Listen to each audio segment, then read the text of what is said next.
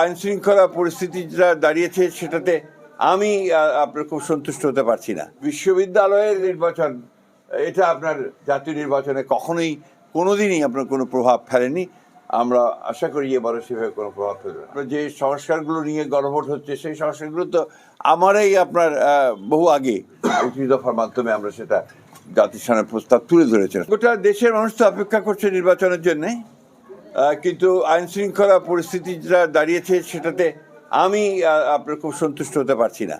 কারণ যে হারে রাজনৈতিক নেতৃবৃন্দকে খুন করা হচ্ছে, বিশেষ করে আমাদের দলের অনেক কয়েকজন নেতাকে হত্যা করা হয়েছে, খুন করা হয়েছে, আমরা এটা তীব্র নিন্দা জানিয়েছি, ক্ষোভ জানিয়েছি, কিন্তু সরকারের তরফ থেকে সেই ধরনের যে একটা ইফেক্টিভ ব্যবস্থা সেটা কিন্তু গ্রহণ করা হয়নি।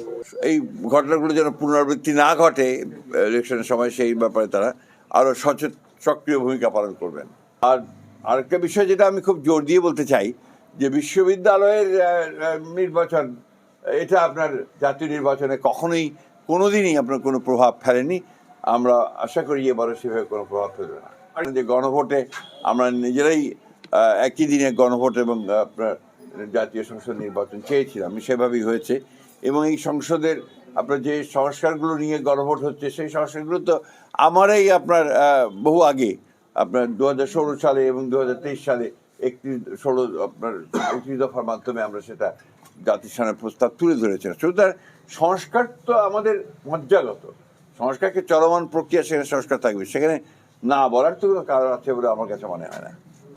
অতীতে দেখবেন যে প্রেসিডেন্ট শহীদ জিয়া রহমান সাহেব এই অবহেলিত অঞ্চলগুলোকে আপনার অ্যাডভান্স করার জন্য, তাদের শিল্পায়িত করার জন্য আপনার রাজশাহী ডিভিশন ডেভেলপমেন্ট অথরিটি করেছিলেন, একটা বোর্ড করেছিলেন, দুঃখিত বোর্ড করেছিলেন। তার ফলে কিন্তু তখন নর্থ বেঙ্গলে অনেকগুলো শিল্প স্থাপন হয়েছিল এবং উন্নয়নের কাজ অনেক এগিয়ে গিয়েছিল। সেই দৃষ্টিভঙ্গিতে নিঃসন্দেহে আমাদের তারেক রহমান সাহেবও সেভাবেই চিন্তা করবেন। আমাদের নেতা এবং ভবিষ্যতে যদি আমরা সরকারে আসতে পারি, তাহলে অবশ্যই আপনার এই সমস্ত পিছিয়ে পড়া অঞ্চলগুলোকে অনেক বেশি অগ্রাধিকার দেওয়া হবে।